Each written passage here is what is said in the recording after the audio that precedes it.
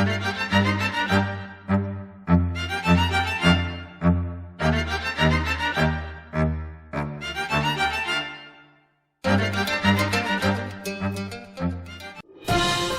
and Iran both tread water. Washington drops military option, yet Khamenei still won't play ball. This is from Debka, 15th of November 2013.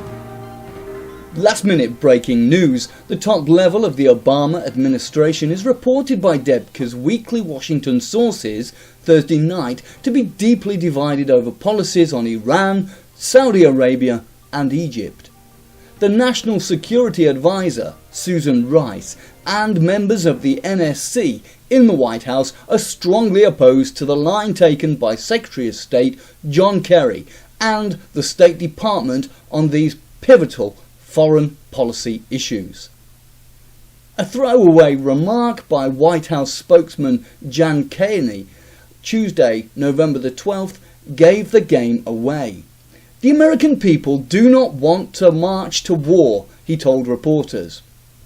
It was not immediately realised that this was one way of saying that his boss, President Barack Obama, had given up on the military option against Iran by handling the prerogative to the American people. Carney went on to warn the spoiling the diplomatic talks with Iran would be a march to war. Finally, he said, the only way to see if Iran is actually serious about giving up its ambition for nuclear weapons is to loosen sanctions and see if the Iranians reciprocate. Those remarks betrayed how the Obama administration had stepped back from one bargaining position after another, and its anxiety for a negotiated deal with Iran. America no longer held a military operation over Iran's head if diplomacy failed to curb its nuclear program. It was willing to ease sanctions without waiting for Tehran to reciprocate by articulating concessions. According to Debka Weekly, Washington decided to throw its highest cards in desperation. After failing to bulldoze all six powers attending the Geneva negotiations with Iran into endorsing the three-page nuclear accord, and, still more devastatingly, get it approved in Tehran, Obama now finds his diplomatic track for resolving the nuclear issue is in limbo. The insurmountable barrier of Khamenei's silence. Every attempt by Washington to elicit an Iranian response through its secret channels to Tehran fell on deaf ears.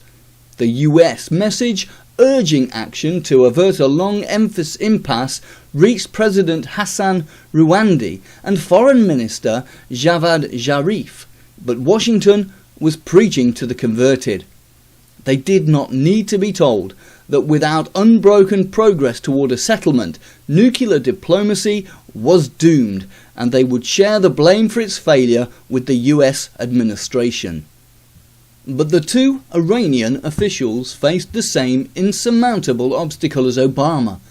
Supreme Leader Ayatollah Ali Khamenei's silence. This impasse exposed once again the fatal flaw of the Iranian policy pursued by President Obama and Secretary of State John Kerry, which relied on a seemingly moderate new Iranian president and foreign minister to crack Iran's intransient front when Ayatollah Khamenei continued to stand in their path.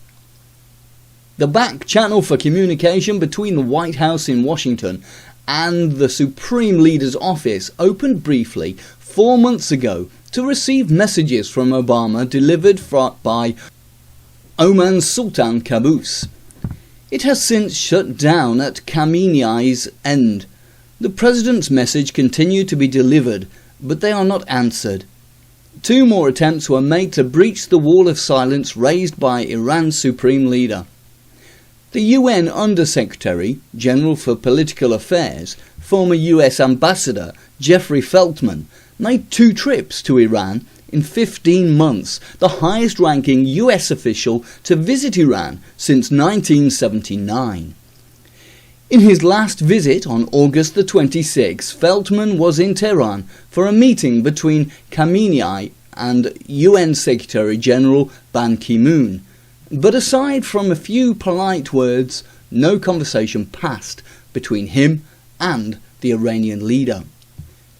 No change in Iran's nuclear program under Rouhani.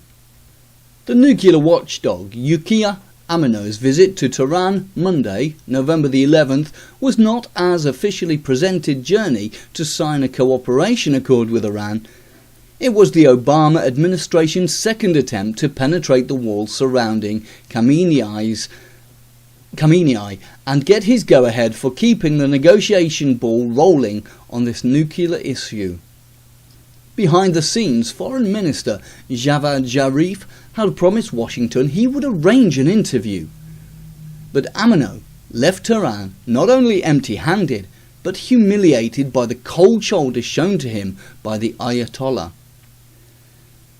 The mid-spoken Amino later vented his resentment at the affront with a comment which struck at the heart of Obama's policy for Iran.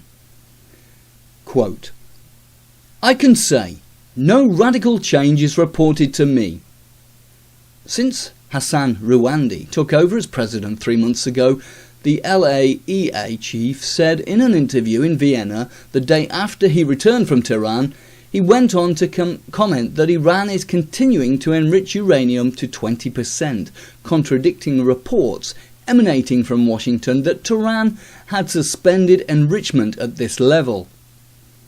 Amino was furious at being roped into signing a worthless piece of paper to enable Tehran to demonstrate non-existent progress towards an accord with the 6 powers of its nuclear program when the negotiations were in fact being kept idle by its own supreme leader."